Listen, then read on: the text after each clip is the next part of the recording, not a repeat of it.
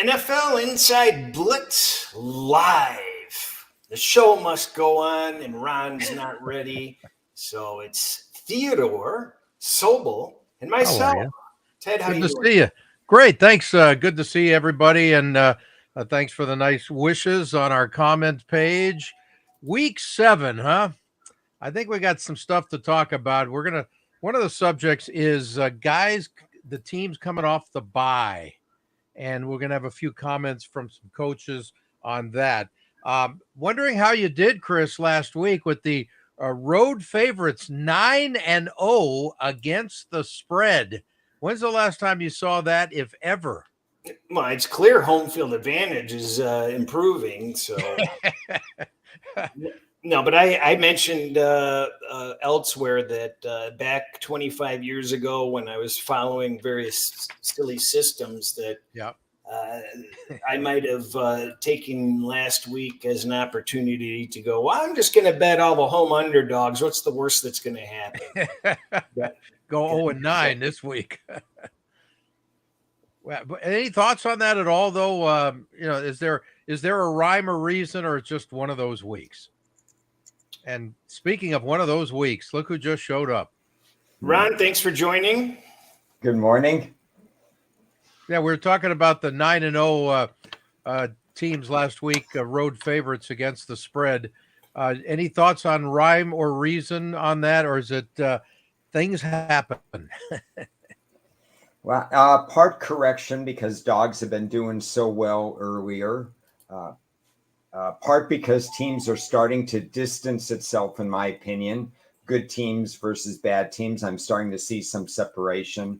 Feel blessed that I dodged a bullet, going 1-2 with a tie because I had an early good line. Could have been 1-3.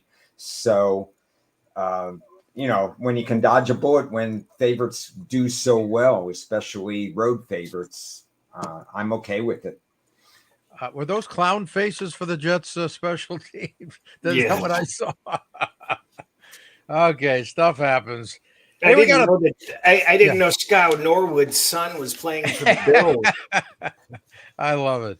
Hey, we got a game tonight. Broncos and Saints, and New Orleans is just totally banged up all over the place on both sides of the ball. You got no Chris Olave again tonight. He's out with a concussion. Denver 28th in total offense, but 4th in total defense, and that could come into play big time tonight against the New Orleans team and some guy named Spencer Rattler, which I always thought was the name of a pet snake, but what do I know? I thought he did okay. I like his aggressiveness, and I think Ron told me he's got a higher ceiling, and from what it looks like, I kind of believe that. Yeah, your thoughts. What about him, Ron? What were your ceiling? Rating? But yeah, I mean, he deserved to be drafted. He put together when he transferred to South Carolina. He put together some weeks where he went turnover free. He's a fairly accurate passer. He passes the NFL standards, but he is going to be turnover prone in the NFL against these sophisticated defenses. And he showed a little bit of his ceiling and his floor. 27 first half points, but no second half points after there were some adjustments. Right. I think we're all 27 points in one quarter, if I remember right, in the second quarter. So the rest of the game they got shut out, which is not a good sign, but he's a kid. What are you going to do? Yeah, bigger issue for New Orleans is they've stopped playing defense, and you can't really win in the NFL. Now it's a short week. They are at home, but it's their third home game. It's their third game in a 10-day span, and those haven't gone so well for teams in the NFL this year. Even Seattle, that was part of the problem, maybe against San Francisco. Right. Seattle, again, didn't start very fast last week. I thought Seattle was the right side. New Orleans, they're banged up, right? Top two wide receivers are out. I thought the only team that had the 3 games in this time span actually covered earlier this season. No, Seattle last week, I believe.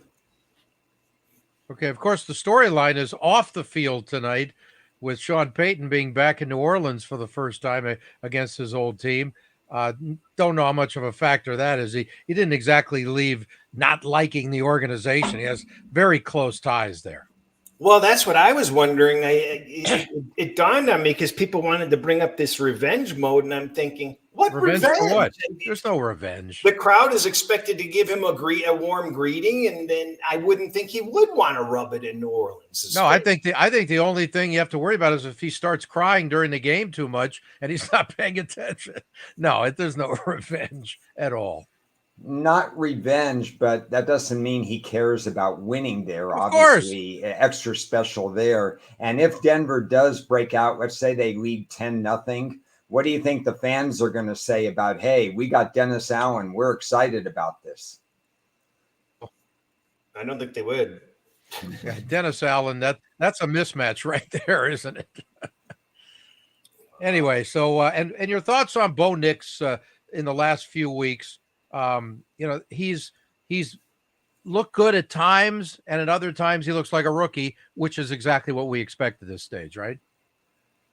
Yeah. The thing about Bo Nix coming into the NFL, the narrative hasn't changed. Very accurate, very quick decision maker, which was opposite Russell Wilson, which infuriated Sean Payton to dump $90 million of salary, $70 million.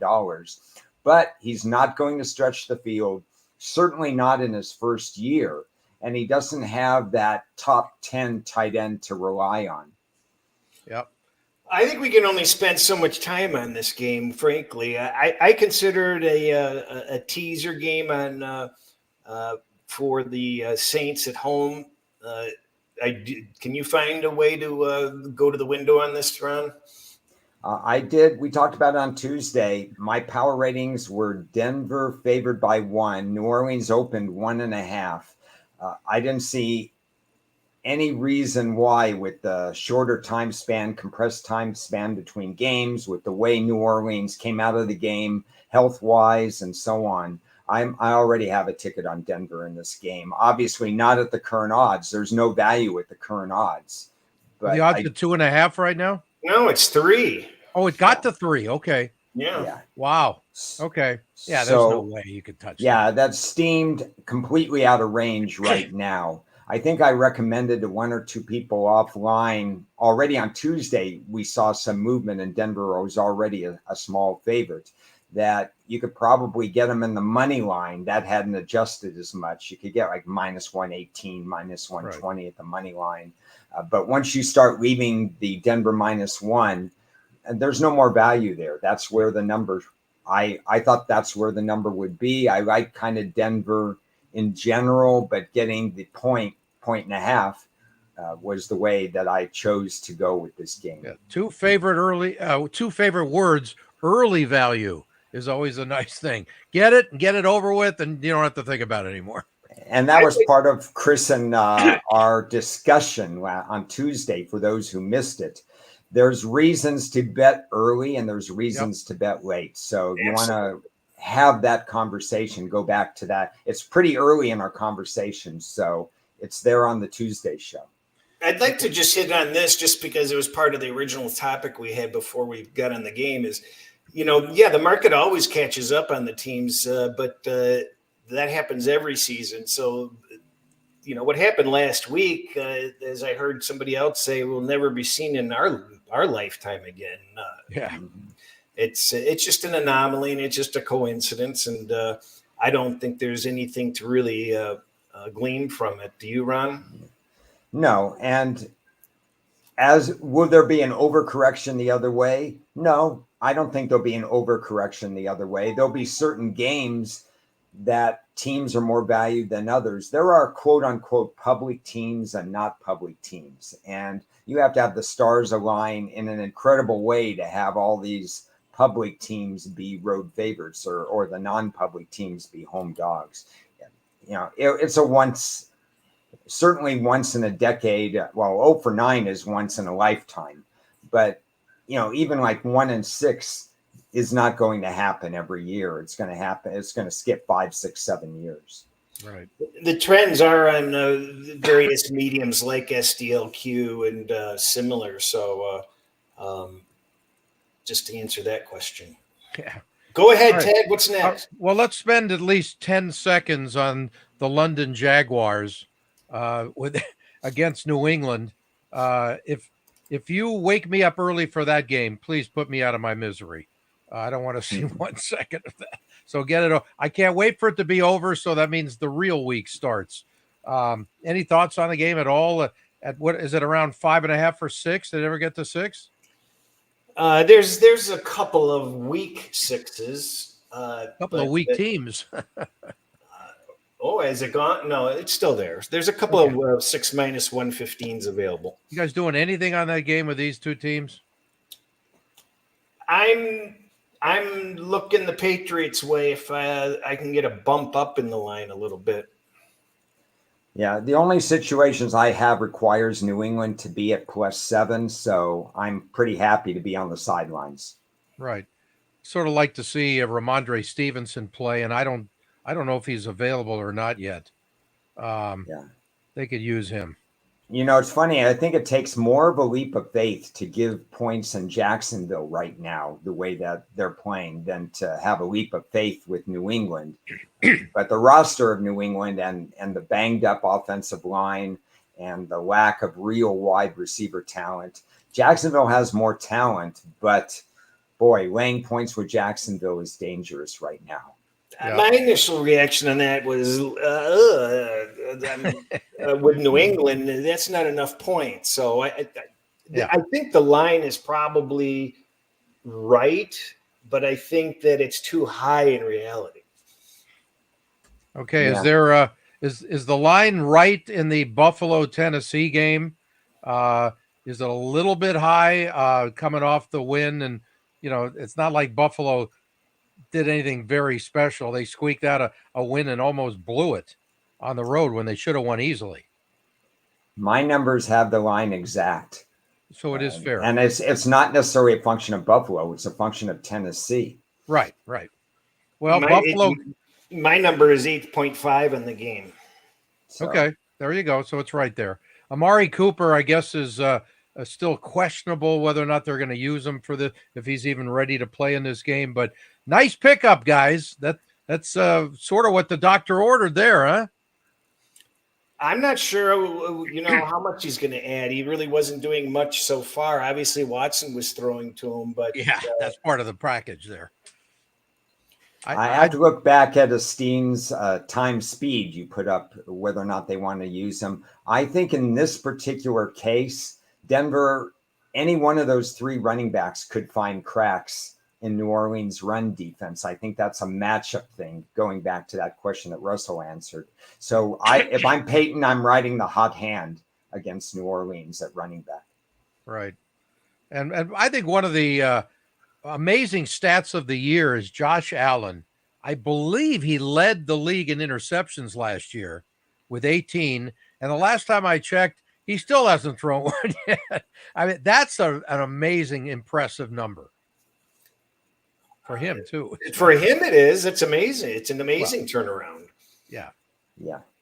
But they had a good game plan, very good game plan on Monday. They didn't throw into the teeth of the Jet defense. They established the run.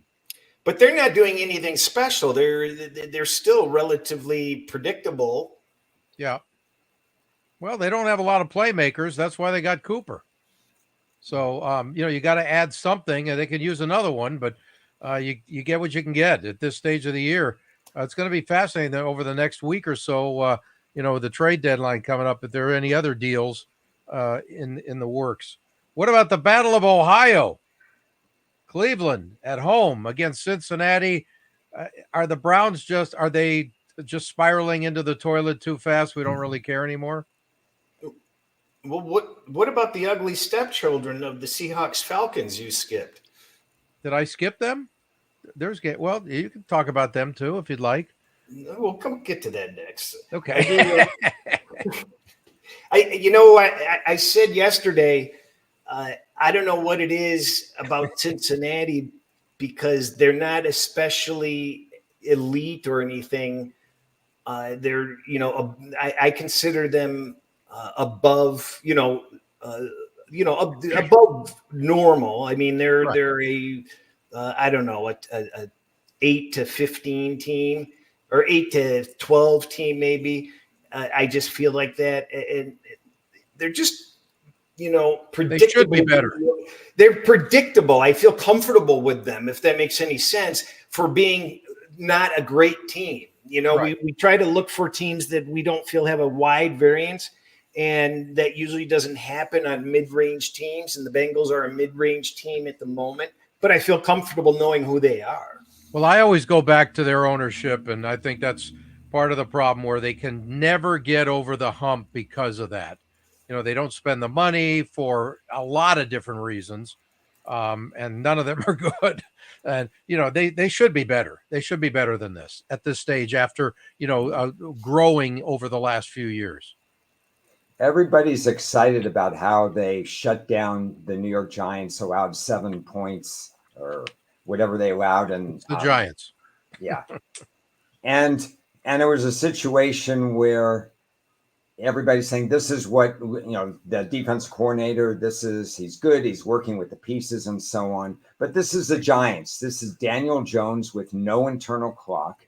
And this is an offensive line that's down another person. And this is a Giants without Malik Neighbors, who is tearing the league up for 3.5 weeks. So it's just one game, and maybe it'll be just 2 games because they get to play against Deshaun Watson, who has an even worse internal clock. But I haven't turned the corner on Cincinnati's defense yet. If you really look at their metrics, it's not that good defensively. Right. I agree with you there, but what I mean is, we had a discussion last week on, trying to find teams that we know who they are and getting comfort with them. I'm not saying Cincinnati's defense is anything but garbage. It's hot garbage, frankly. I don't trust it. They're playing Cleveland this week, and Cleveland is worse than Cincinnati. Their offense is worse than Cincinnati's defense. So shouldn't this be a really good temperature gauge on Cincinnati's D this week? With Deshaun Watson being sacked 31 times this year, the most in the league. And if they can't get to him in this game, they're in big trouble, Cincinnati. Cincinnati has 8 defensive sacks on the season, so you're right. Something has to give here. Either Watson has more time because Cincinnati basically has one guy you could trust in the pass rush, or things change. And obviously Cleveland is going to be going without Cooper, so they're going to have another wide receiver step up.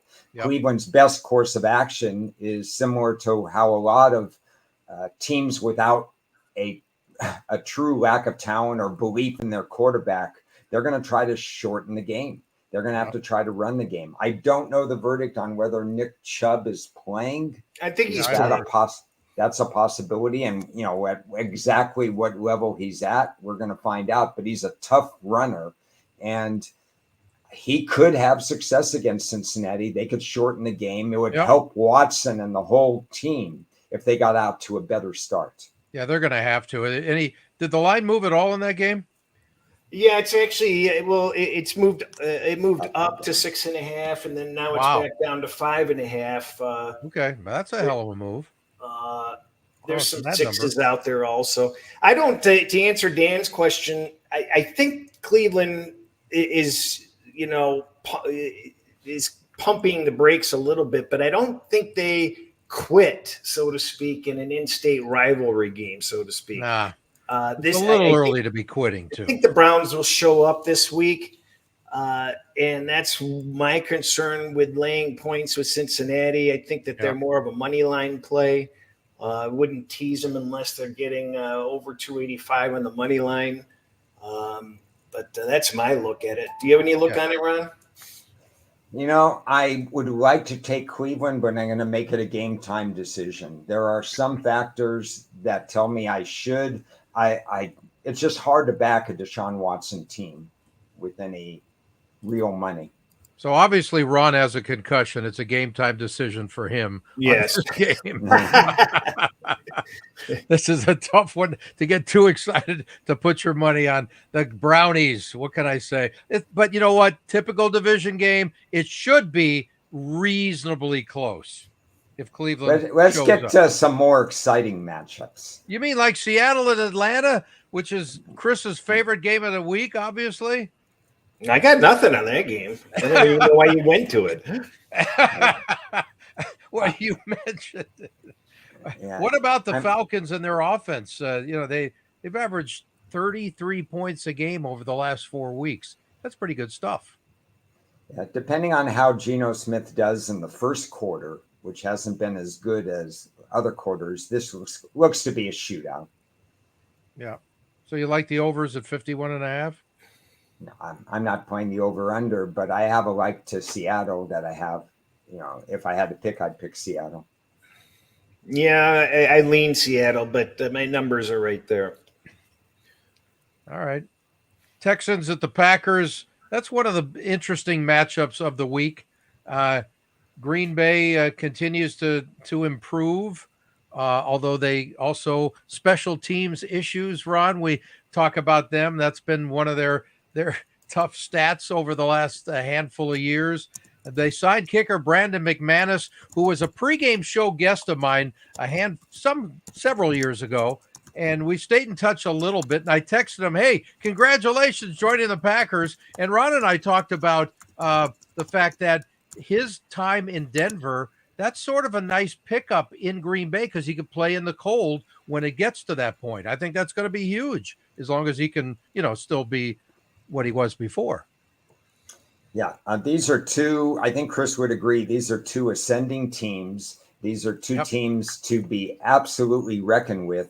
And there's a fine margin for error. And if Green Bay had stuck with their current kicker, that margin for error tilts in favor of Houston because Green Bay has a 5-year stretch of being very much at the bottom of the special team rankings. And I talk about if you're ranked 10th in special teams versus somebody who's ranked 22nd, there's nothing to talk about there. It's just too close. But if you're consistently in the top 5 or bottom 5, it does matter. Yeah, but my thing is, will the real Houston Texans please stand up? Because I'm not sure what the real one is. They have looked very average at best at times this year. And depending on who they're playing, I just want to see them a little more consistent. Well, and that's where I'm glad that I have the model because I agree 100% with you, Ted. My lying eyes tell me that exactly what you said, where they're unimpressive. They've been a little fortunate. They seem to be missing something. But the reality of the situation is that they're doing a hell of a lot more things right than we realize, and they're one of only 3 teams that are in my top 10 both in offense and defense. So that alone tells me that there's a lot we're not seeing. Yeah, but there's also the eye test, which is showing me they need to be better and on a more consistent basis. Forget the numbers. I'm just watching them. They don't look the same yet, and it's still fairly early. So there's time for them to gel, I think. 2 weeks ago, I would have agreed with you. Now I think the time to get Houston at their worst has passed. Indy and Jacksonville blew games. When you hold Josh Allen to 9 out of 30, you're doing something right. They also did something right last week in a potential letdown situation. I believe they're playing much better ball right now. Yeah, but their offense, I think, is not what it was before, and I expect them to continue to get better. Well, they're getting Collins was out. They put up 40 or something last week. Yeah. I should add that Green Bay is the 3rd team in the top 10 in offense and defense. So kind of interesting. They both meet. Yeah. You got several guys banged up on the Packers too, both on offense and defense. I know some of the guys were limited in practice this week, so we'll see how that goes. Jordan Love he leads the league with the best as far as the 3 touchdown average per game and 1.5 interceptions per game. That's not so great, but it's not too bad. I mean, it's not killing them. And, their whole thing is if we don't turn the ball over, we're probably going to win. Yeah, there's an I think people are going to miss out on this theme. So I'll mention it. This week's theme, I think, centers around running backs. And we may not get to all of them, but I will say this. How Josh Jacobs plays in this game is very important to me. Whether or not he takes the pressure off Love to make down and distance better so he doesn't throw those interceptions you're talking about. Right. There are a few running backs this week that will determine games, and that's an unusual statement in the NFL. Has that spread gone to 3 at all, or has it remained under a field goal? It's 2.75. Okay. Because I would lay the points here at home. Okay. Yeah. You can All right, have well, -3 then. Did you guys do it? We'll No, pencil minus you two in and a- then. 2.5 is what I'm laying at. You can have +2.5. You can lay 3. I'm not laying 3. And how about your Lions and the Vikings? You know, just the fact that your guy Aiden Hutchinson is out for the year. That was a tough one to watch. How much is this going to affect this team, in your opinion, guys? I would have thought. I saw people saying, after it happened, that Dallas should be a pretty good in-game going forward. I forget, this happened very early in the third quarter. So, thinking about it, that did seem like really good advice at the time. But what happened? Detroit kept on playing. They were unfazed. If you looked at the post game, it was discussed, but there was no pity party or tears. And the mood with the press and the players and everybody is business as usual. And it's really remarkable because with a lot of teams in a similar position, there'd be a big giant cloud hanging over the club, and it's not there. They're on a mission. So yeah, well, I have a different way of looking at it. I think it was actually the kind of a thing is like not win one for him. I mean, they already had a lead, so it's not like they had to do a lot in the second half, but they poured it on and they kept their pedal to the metal, right? On that one. So anyway, bottom line is I think that it's going to affect their defenses. You can't lose your best defensive player and the leading sacker in the league and not it affect you. But the question is, will there be a little bit of a cloud over that defense for the rest of the year or not? What do you think, Ron? Well, the two things I'm looking at in this game, and one, unfortunately, it's going to be post-game as opposed to at the beginning of the game, is where do I reset, and if I reset Detroit's power rating, which has now risen into the top 3 after last week's performance. It should, yeah. But I have to see what happens with pass pressure with the Lions without Hutchinson, because he's the kind of guy who makes other people better, and him not in the lineup is going to affect the rest of the front 7. The second thing that's important to me is, again, another running back. In order to have Darnold have a security blanket, he needs Aaron Jones. So what's the situation with Aaron Jones? How healthy is he? Can he take the pressure off Darnold? Yeah, he didn't practice yesterday. I don't know about today. I don't think you're going to see Aaron Jones, but I think you're going to see Cam Akers. Cam Akers doesn't bother me if I'm Detroit. Right. Because his running style, in my opinion, is perfect for Detroit to stuff him. Now, again, there's no Aiden Hutchinson, so that, there's a little asterisk there. But I think Aaron Jones is vital in this game against Detroit. And Minnie off a bye here, just the rest factor, whether they needed it or not at this stage. I like that, playing at home after a bye in this matchup. Yeah, I'm not crazy about 5-0 teams having a rest, but yeah, no, I get it. Yeah, if it helps Aaron Jones get in the lineup, that's one thing. But if it doesn't, their bye did not come at a time where you wanted that. You wanted to keep on going. See, that's what I think. Okay, so are you guys doing anything on that game at all? Me, no. Okay. What do you mean, no? How can you not do anything? Does watching it count?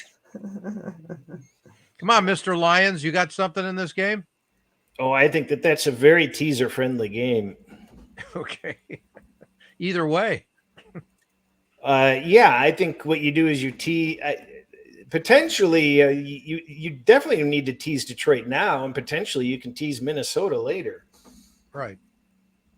All right. Quick thought on the Eagles Giants, because I'm wondering if they lose this game. I think Sirianni will be like, I don't know, in the unemployment line somewhere. That's my prediction. I don't think they're going to lose the game, but it could be. You never know. Yeah. Historically, there's no edges as far as how to play the game. You would make money. Return on investment on the New York Giants money line makes money over the long run in this series at home as a home dog, which are constantly a home dog in this series. So, it's nice to get 3 points or 3.5 or whatever the line will close at and stuff. We assume, again, Neighbors will be playing. But yeah, he's close. Yeah, with the concussion, we don't know. He's got and I know at least he's practicing this week. Right, exactly. Yeah. So the big story, but the big thing is, it's just a 1-game sample size. But over a lot of time, the place to look is actually the New York Giant money line, which is probably the scariest thing you could do. That's true. You put a dime on Danny Dimes. Yeah. I don't know what to say. No, thanks. I just, anything involving that team, they're just hard to watch. The game I'm going to this Sunday, the Raiders at the Rams.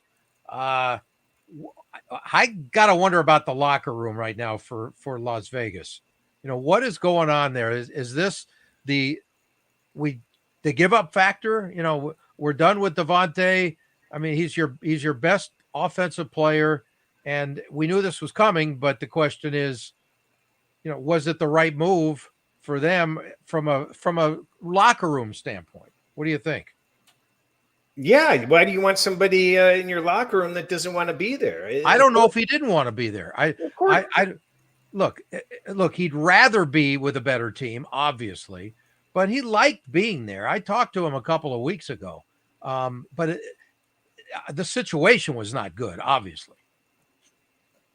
Well, I mean, the quarterbacks he most wanted to play with, he knew Rodgers was going to be leaving Green Bay or something was going to happen there with contracts. And then when Derek Carr left, his Fresno State teammate, it was kind of a downhill slide. It's like some of these guys, wide receivers in general, Randy Moss and others in particular, when they're closing in and they want that ring at the end of the year, they don't want to be with a rookie or a backup or a journey level quarterback, and it affects their mentality. Right. So now it's the Brock Bowers show. Might have to throw to him about 35 times a game. But I do have a question for Cris, because I look deeper, as I always do midweek, at this matchup. And if you look at the stat sheets of Vegas and the Rams, they're eerily similar to me. And it was a little bit surprising. It's not that I expected the Rams to be world beaters, but it was surprising how really, really close the matchup indicators are. So a high number? I never expected it to be that close. It boils down to what we've seen. And what we've seen is the Rams have had huge injury concerns. Stafford has played lights out under the circumstances, and they have been in all the games pretty much. And we just have a good feeling about them, and we think that they're better than they are. But when you take a look at the metrics and the fundamentals of what happens throughout the course of the game, they're not doing a lot well at all. And in fact, it's in pretty bad shape, this team is. And they have no business laying 4, let alone 7. Yeah, that seems ridiculous to me. Max Crosby, I don't know the status on him, but he's dealing with an ankle. I know he didn't practice yesterday, so I don't know what's going on with him. But that's another guy if he's not in the lineup. Yeah. Well, hopefully he's on a flight to Minnesota to join the Lions. Wednesday is rest day for a lot of established veterans around the league. But that's the beauty of talking this out loud, because Cris and I didn't compare ratings, and we don't generally compare ratings before we ask questions of each other. And I wanted to get some verification that Vegas and the Rams stats sheet, other than turnovers for Vegas, there's something like -10 in turnover ratio, if I'm reading my numbers correctly. And that's something a team like Vegas or any team that's substandard cannot afford to give away points to opponents. Right. And of course, the big question this week is Cooper Kupp back or not? He's not officially practicing. He's just in practice. I don't know about today. Today's a huge day, today and tomorrow, to see. Remember, there's a quick turnaround. The Rams play a Thursday nighter next week at home against Minnie. So do you play Cooper Kupp now, or you just say, you know what, he's close, let's just hold him off for a few more days? So that's the big thing, the decision for Sean McVay. Let's hear from McVay, because he talks about the slow start being 1-4 and how they could potentially turn it around after the bye. Oh, I was painfully unprepared here. Well, that's great. But now you're prepared, so you do what you. I've seen it before. Every year, there's teams that get themselves in a situation that's not an ideal start, and you look at it year in and year out, whether it's 1, 2, a few. The story is not written after 5 games, and I refuse to believe anything else. We're going to go back to work. These are when you get tried and tested as a coach, as a player. I've never really learned much about people in seasons when we've started 5-0, 4-1. But you certainly do when you have a little bit of adversity. That's the separator. We got a lot of guys that I think have the right competitive stamina, the right mindset and mentality. I know we have the right coaches and players, and we're going to attack this thing the right way. Because every single year is a new year, but there are a lot of parallels that you can draw from year to year. And I remember sitting here coming off the bye last year at 3-6, and we had 8 games left. And the narratives could be very similar if you're outside in, but we want to be inside out. And what we did was we just continued to focus on the things that we could control. We applied some of the things that we wanted to be able to apply in terms of improving our overall execution in some of the crunch time moments. We really, were able to just kind of stay consistent, though. And I don't think it was by coincidence that ended up leading to us playing our best football. And so we've been here before, whether that be good or bad, but there is a confidence that, hey, we're gonna grab the pen, we're gonna write this story on our terms, and we're excited about the opportunity to come out swinging and see if we can put together a great week of preparation and ultimately a complete performance against a tough Raiders team. That's good. That's the question to me, is how do you compare this team to last year because of the injuries? It's hard to say, where they stand, that you could just turn it around. You got to have some bodies to turn it around, right? Well, Chris's partner in crime on Wednesday, Steve Fezzik, says, here comes the math or whatever. Okay. So I'll just say to Ted, here comes the quartile talk. Oh, I was going to bring that up later. Because we have 17 games, teams with a bye like the Rams have after week 5 have 4 distinct quartiles, a 5, a 4, a 4, and a 4. And everything McVay said has me thinking he's completely understands how to start the second quartile. Whether or not they get it done with an inflated spread is another matter. But this is exactly the kind of thinking a team with that kind of record has to have going into this game. And it's a new quartile. And he's right. Teams have rebounded from the first quartile to easily make the playoffs. 1 and 3 teams do it all the time. When you're off your bye in week 4 and you're 1 in week 5 and you're 1-4, it's a little trickier, but it's not out of the question because you've got 7 teams making the playoffs. But so again, you want a healthy roster, though. And it's getting there. It's getting there. Yeah. And especially along the offensive line. They're going to get people back. Yeah, no, I think Noteboom is coming back this week, I believe. But again, it's the tricky situation when you got this Thursday nighter coming up right after this. That could really screw things up royally for you.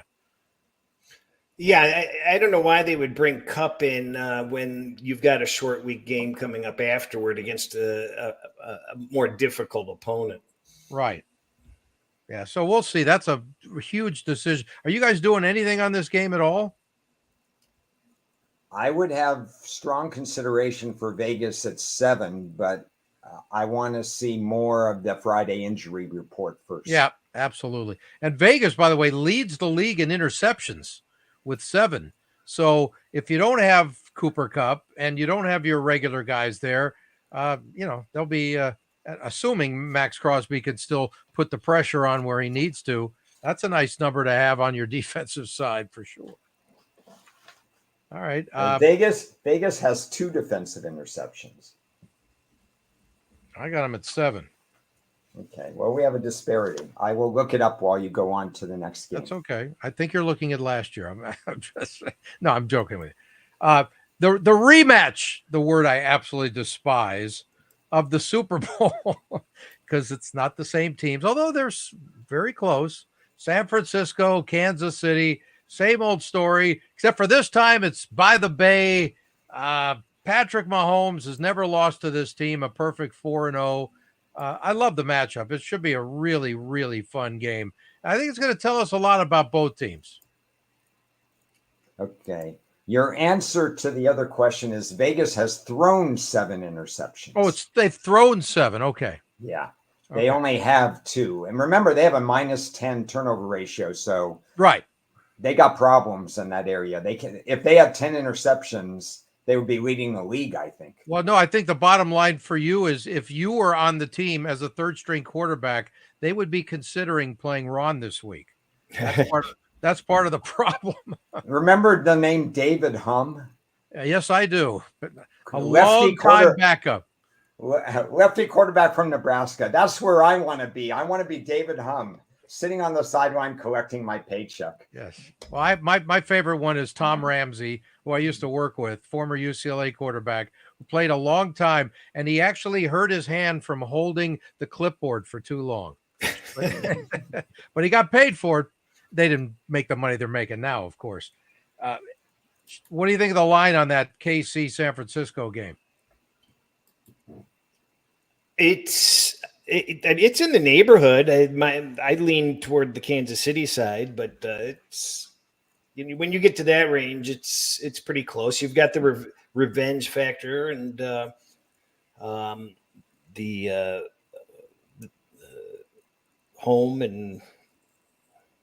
home sort of advantage. Well, speaking of revenge, Chris, one of the things that Kyle Shanahan talked about this week when he was asked about the man defense that he's going to face against Kansas City and how they tend to play maybe more than other teams, he had some interesting thoughts on that, including it's not about a Super Bowl revenge. Play that. They did more in the Super Bowl than they had in the past. I think in the past they were like 20% man, and they went up to 35% in the Super Bowl. And that's about where they are this year. Last year going into that game, they play more press and stuff than anyone in the league all of last year, and they're still doing that this year too. So, when you're in crucial situations, especially the fourth quarter, they blitz more than anyone in the league last year, and that's true this year too. So usually when that's the case, you see man. So it goes with their scheme, and they definitely did a little bit more last year too. I think everyone understands that we've lost the 2 Super Bowls to them. So, that can give a little post-traumatic stress when you turn on the tape, but I think that's human nature. But you got to make sure you don't get caught up in that. This game has nothing to do with past games. That was last year. We're playing a really good AFC opponent. We're 500 right now. We want to stay atop of our division and get a win. You think about that stuff going into it, but in terms of what it plays out in a game, it really has no correlation, and you try to make sure that it doesn't. That's Shanahan for you, right to the point, baby. And I agreed totally with everything he said. Yeah.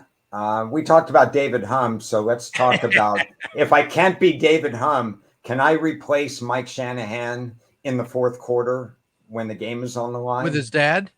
Yeah. No. That's the thing. What happens protecting leads?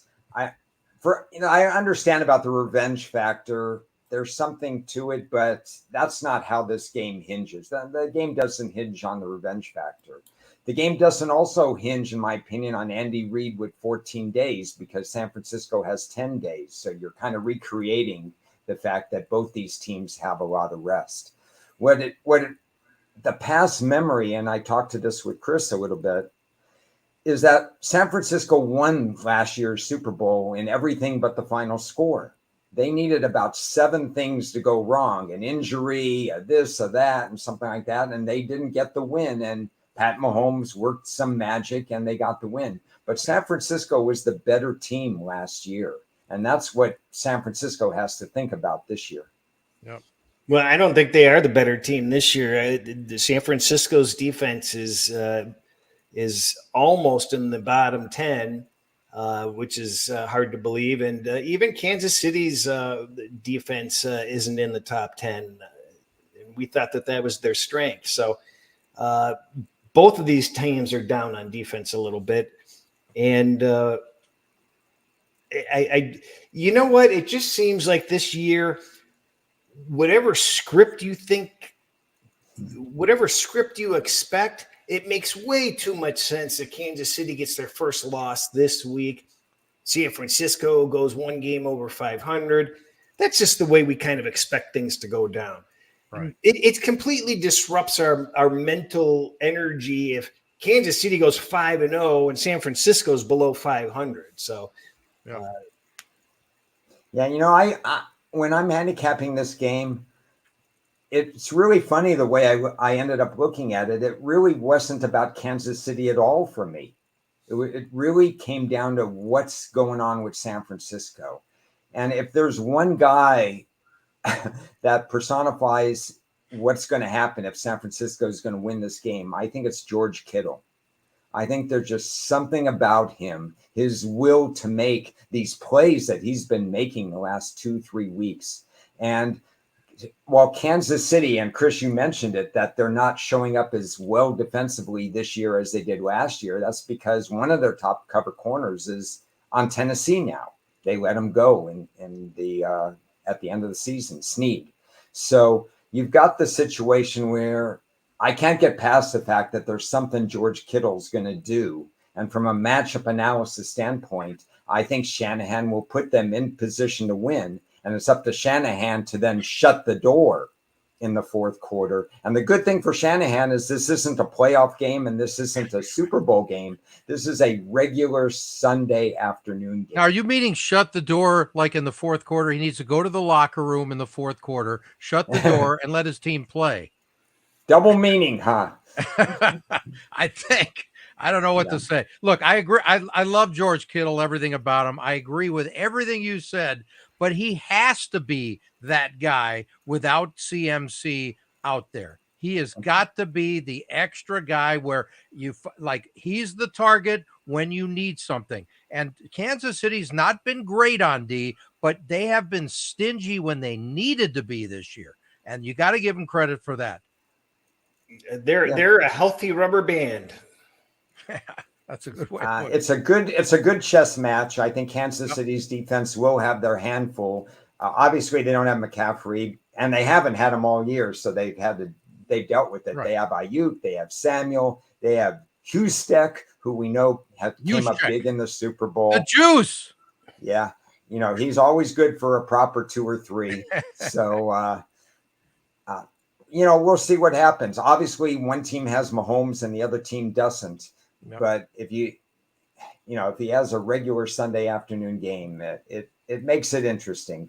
Important game for San Francisco. By token, let's say San Francisco does lose and the Rams get the first win of the second quartile, and the Rams already have a win over San Francisco. Things start to get interested in the NFC West. Absolutely. And then Chris's preseason prediction on the Rams gets a little bit more interesting as well. We do have some Aaron Jones news. He is practicing in full today, so there is some hope. Okay. But it is a hammy, so you got to be careful with that. No doubt about it. I love the Sunday night matchup, the Jets at the Steelers. Who the hell knows what you're going to get out of both teams? Is Russell Wilson going to play? Is there anything new on that today at all? No, there's nothing new on it. I think it's looks absurd. Like they're leaning, right? I think it seems like it has to be a distraction, making them prepare for 2 quarterbacks a little bit more. Yeah. Because Fields is the better quarterback against this defense. And why are you going to, why are you going to mess things up when you're 4-2 and you're on a roll? Yeah, well, you're on a roll, but obviously there's some issues in regards to trusting Fields.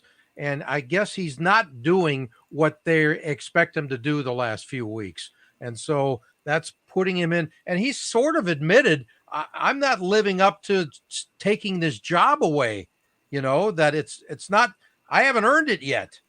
So it's sort of an interesting dynamic there. Everybody's saying the right things on Pittsburgh, from Right, of course. quarterback to so on and so forth. So they're approaching it the right way. I'd be as nervous as anything having Russell Wilson in the lineup, fresh off not playing for 10 months or whatever. That's not what you said last year in Denver. That's not? No, you said, hey, bring him on that early in the year. After eventually you just want to get rid of him too. Yeah. No, I mean, in some respects, Denver was dealing with their own quarterback issues.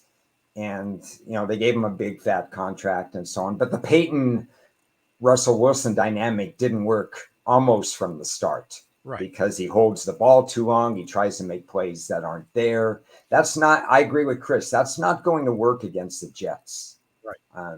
You have to do things differently. And I think Pittsburgh probably learned from what Buffalo tried to do and did successfully in the first half last week. And that's ram the ball right at him. Control clock. Don't put your quarterback in harm's way. Because if you start putting your quarterback in harm's way, it feeds right into Sauce Gardner and the rest of the Jet defense. All right. One of the great stats of the year thus far, though, is Pittsburgh's defense. In their wins, they're allowing less than 10 points a game. I mean, that is impressive stuff. And what is Aaron Rodgers going to do about that with an average O-line, not as good as he would like? Will Davante Adams just fit in? I think we're not talking enough about previously last week. You had new coach, right? In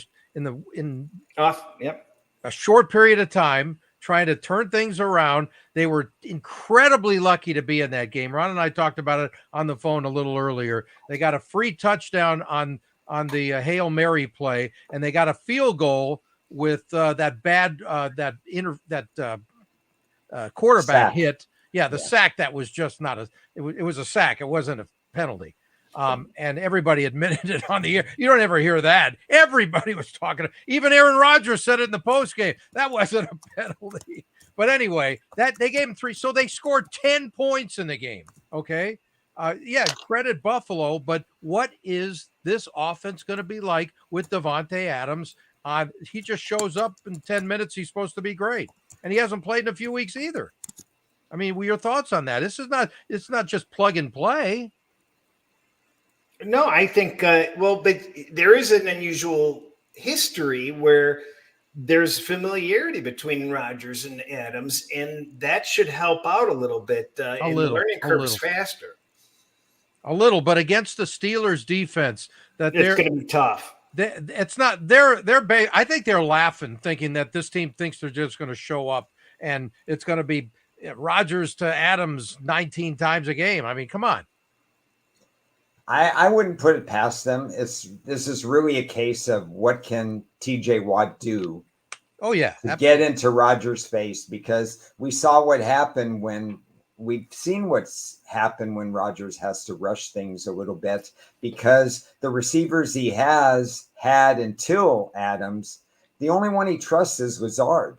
Mike Williams was an unmitigated disaster on all 3 targets that he was given an opportunity to. Yep. And just the automatic trust factor to have 2 guys you can trust in Lazard and Adams will actually go a long way. Yeah, shouldn't he be trusting Garrett Wilson by now? He does. I mean, Garrett Wilson got a lot of touches. Week. No, I know.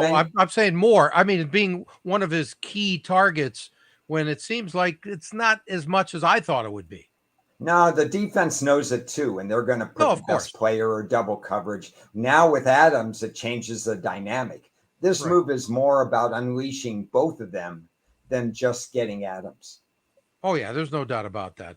And what's the latest on Najee Harris?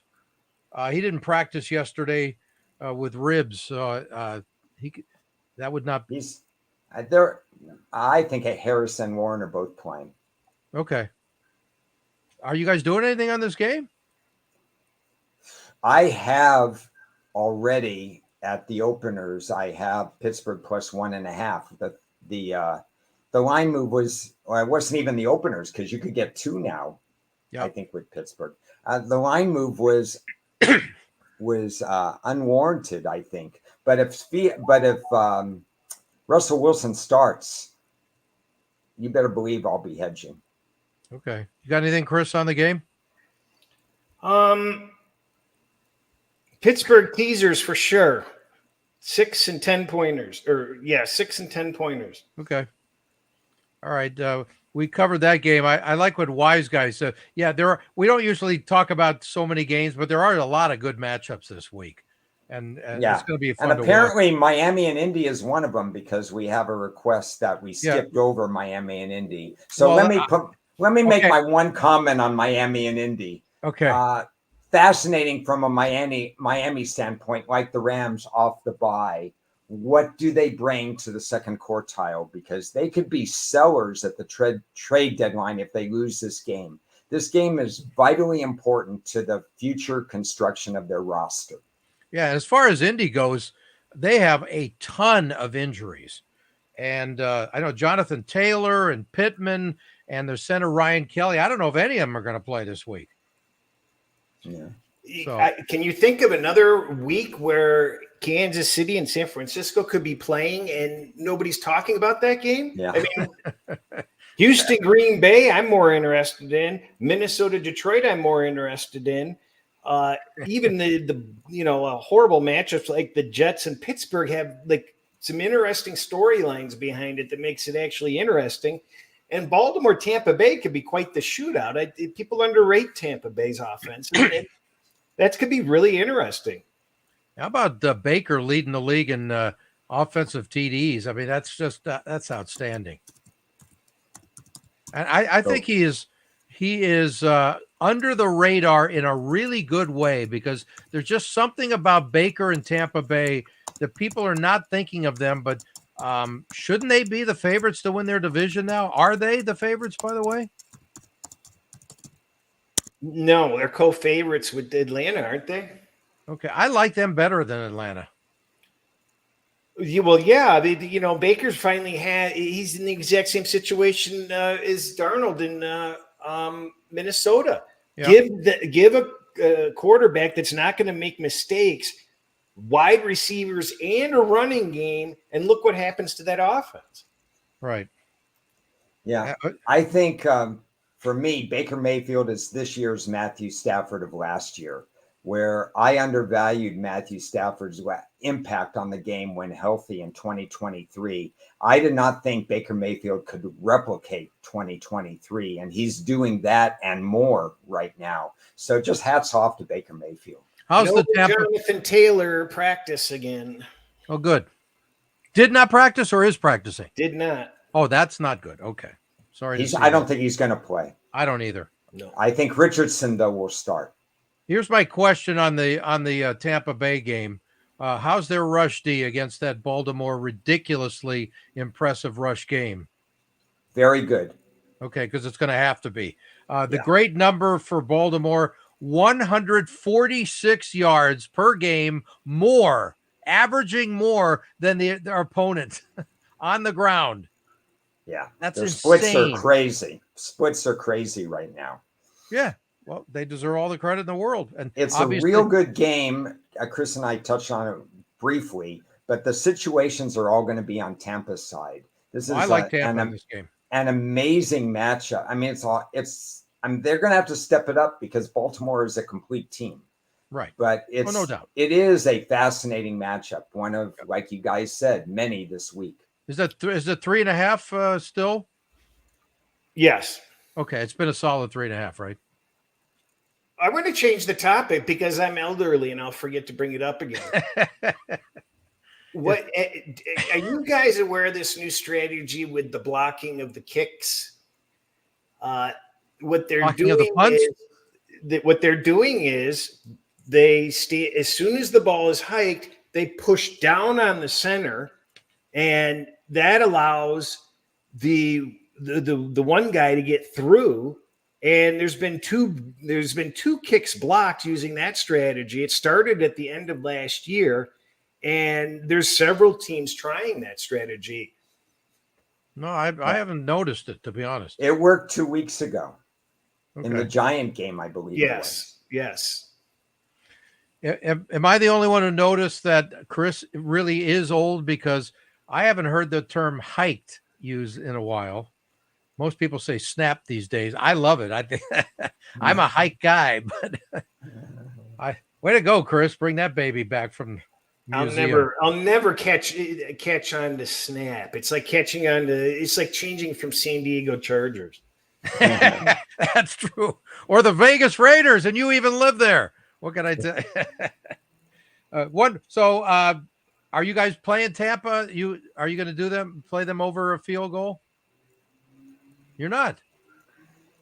They're in consideration, but this is a formidable opponent, and I understand the situations favor Tampa, but the matchups, if you really look at each of the matchups, Baltimore is pretty formidable. So no play yet for me. Okay. I think, it's going to be interesting because Tampa is a better team than people realize. And if they get their doors blown off, then it's probably a buy high, buy low sign on Tampa the following week after looking awful on national TV. Yeah, this is a huge game for them, I think, just to show what they're all about. This is the kind of competition they need to be in this ball game. Another thing that pisses me off, I don't understand why the league, maybe once, but why are they doing another Monday night doubleheader? I don't get that. Do you take the focus off of one game? I think it's ridiculous, but there must be, besides the obvious, it's always about cash. So, whatever gets them floating their boat on that. But Chargers and the Cardinals in this game, I don't have a lot of interest in it. I still want to see more from both teams. The Chargers dealing with some health issues still. Marvin Harrison, I think he practiced, and he might be back from the concussion. I think. Any news on him at all? I think I did see that he was at practice today. Yep. Okay. You'll have later news on that because injury reports come out Saturday for Monday games. That's true. So you have to be a little careful. I don't think he would have played if it was a Sunday day game, but with a day and a half extra, maybe he plays. Right. But that remains to be seen. They've added a groin designation to Neighbors, even though he had a full practice. Oh, wow. Okay. It's always something. Any thoughts on the Chargers defense? Are they surprising you at all that, one of the top defenses in the league I know the transition from Staley to Harbaugh is better just by blinking your eye, but whatever. Well, they've got to play some stiffer competition before. No doubt. So we're still in wait and see mode there. Right. They tackle so much better. It's not even funny. Yeah. But that's the way Michigan was. I mean, when I watched that championship game, the tackling was unbelievable. That is, I mean, it's translating to this team.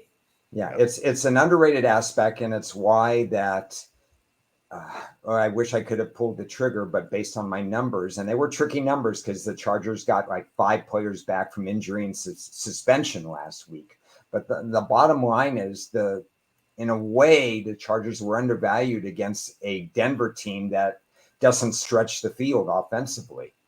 So I think the Chargers, whenever they're not great against the pass, believe it or not.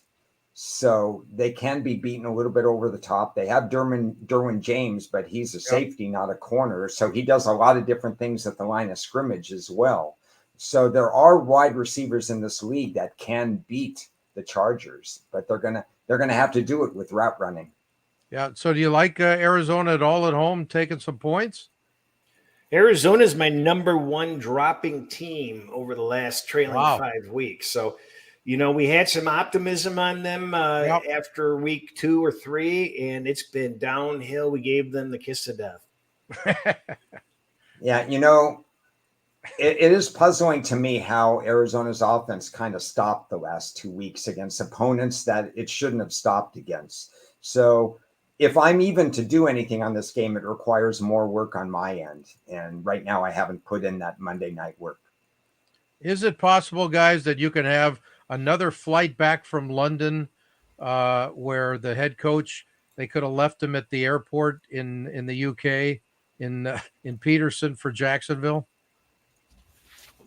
If it's ugly, yes. If it's ugly, yes, it's possible. All right. Anything else, guys?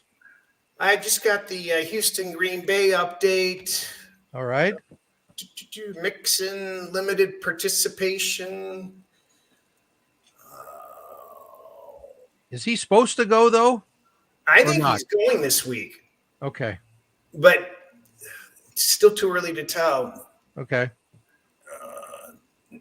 I love these late updates before we finish. It's a good refresher course for everybody. Yeah. No, it's a fascinating week of football. There's still some matchups that I want to look at. Again, there's actually some running backs I think that'll make a difference this week. All right. Which ones? We talked about specifically. Aaron Jones, right. We talked about. Josh Jacobs, the guy from Miami, and Ted can pronounce it. Yeah. He's very important. Yeah, but isn't he questionable for this game? They're off a bye. He's going to play. Questionable means you play. No, I don't mean listed as questionable. I mean literally questionable. Hey, anything's possible. I'll wait for the Friday report, but I think he's really, really important to this game. And I believe there's one other one. I don't have the name. Maybe I'll have it for this afternoon. But there were 4 in particular that I really think will impact how their fellow quarterbacks are going to be doing. Right. Oh, absolutely, no doubt. And you mentioned already, with Jordan Love and Josh Jacobs, that combo there, they need him to come up big time. Although there is something about it doesn't matter who's in there when Romeo Doubs is now back on the good side of things in Green Bay, but they got so many options on that team to throw to, and they're all kids. So that helps a lot. Kids wander off, That's true. That is absolutely true. You saw what happened Monday night with that Williams kid. Yes. By the way, Wise Guy, thanks for the nice comment there. We appreciate it. I think he's one of our new viewers, huh? Tell your friends. Ted, you're going to the Ram game, correct? I'm going to the Rams game this week and also Thursday night against Minnie. Okay. Yeah. So it's going to be very interesting because we know Sean McVay brings a lot to the table. These 2 games are very meaningful. It's a whole different mindset if they go 0-2 versus 2-0, but they're very much in the picture and they will get healthy if they can string 2 in a row. Right. Before we leave, I just want to say, if anybody have thoughts, including our viewers, would you rather see me in the Raiders locker room after the game or the Rams locker room after the game to bring sound for next Thursday sound? What do you want? Go to the Rams. Okay. I just thought maybe you'd want probably the Rams. They're going to be more relevant moving forward. Okay. I'm just thinking, the post Devontae, what happened, guys? Did you give up yet? No, I've got updates here. Your running back for Miami and concussion protocol was a full participation yesterday and today. Okay. Yeah. Good. He's playing. And we've got Jonathan Taylor did not play. Pittman was a full participant. Richardson full. Excellent. And City by the Bay, what's my Rams win-loss record when I'm at the game? I don't think it seems to matter. I mean, they're 1-4. It doesn't really matter. Well, as long as they don't cover, I'm happy. Yeah, I don't get caught up in that stuff.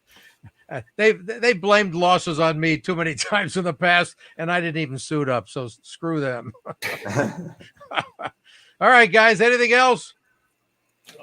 Pleasure.